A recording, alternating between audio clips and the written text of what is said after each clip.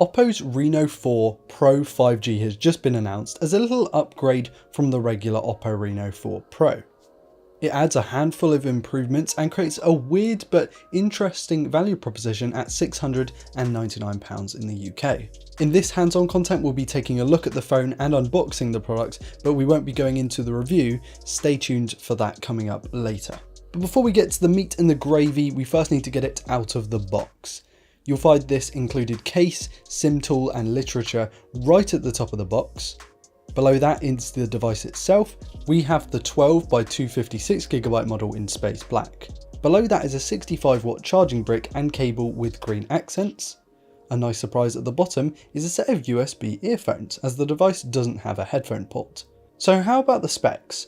Well, the device is powered by a Snapdragon 765G with 8 or 12GB of RAM and 128 or 256GB of storage. That's promising. Also included are a 6.5-inch Full HD 90Hz AMOLED display, a 4000 mAh battery, and 4 total cameras, with 3 of those being on the back. For a mid-range device, this is a pretty well padded out spec sheet. For its £699 retail price, however, it's setting itself some pretty big goals. Straight off the bat, you'll notice just how slim and sleek the phone feels and looks. In this space black colour, there's an oil slick effect over the top of a pattern underneath Gorilla Glass 5 on the back. The glossy metal rails are surprisingly grippy, though seem to pick up fingerprints quite easily. The Gorilla Glass 5 screen has fairly thin bezels and a punch hole on the top left. Overall, it looks and feels pretty good, more in line with a flagship though than a mid-ranger. The real kicker is the haptic feeling, because it's not very good. The phone cost near enough £700, and the Pocket phone, which cost £250, had far better haptics than this, which is a shame. The in-display fingerprint scanner seems relatively responsive in my short time with it too. Strangely, Oppo has decided to include curved edges to the glass, which is something that we've seen to start being fizzled out. They help make the gestures like swiping in from the side to go back feel smoother, and they certainly aid in making the phone feel sleeker, but whether you like curved or flat edges is down to personal preference. The display, just like that found in the standard Reno 4 Pro, looks great. Out of the box, it's in adaptive refresh rate mode, and you have to go into the settings to force it to either do 60 or 90, or you could leave it in adaptive if you want, though I've been using it in the 90Hz mode and it feels very responsive and quick. ColorOS 7.2 takes a rather different approach to what stock Android offers. The aesthetic theme is bubbly and friendly, with a few customization options once you've set the device up. It feels quick and fluid, but we'll just have to see how long that lasts over the review period.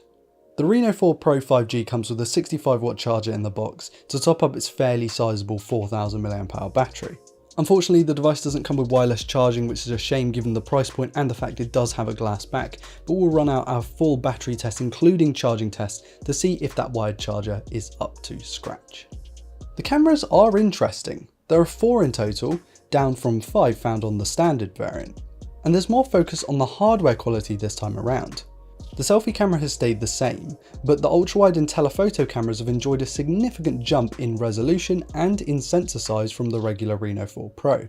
From the few samples that I've taken so far, there's not much sharpness, detail and dynamic range, but there's plenty of colour and it seems to expose well. We'll see just how the camera package does when thrown into different lighting scenarios and environments for the full review. Overall, the Oppo Reno 4 Pro 5G seems like a pretty interesting device that focuses on the way it looks, the way it feels, and less about the internal specifications. Not to say that the Snapdragon 765G is not a good processor, but at this price you would expect something like an 865.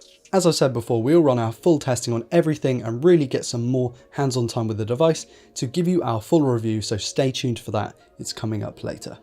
Stay tuned to this YouTube channel by hitting subscribe and follow us over at androidauthority.com and our social medias, which we'll leave in the video description. Thank you all so much for watching. I've been Ryan Thomas with Android Authority, and I'll catch you later.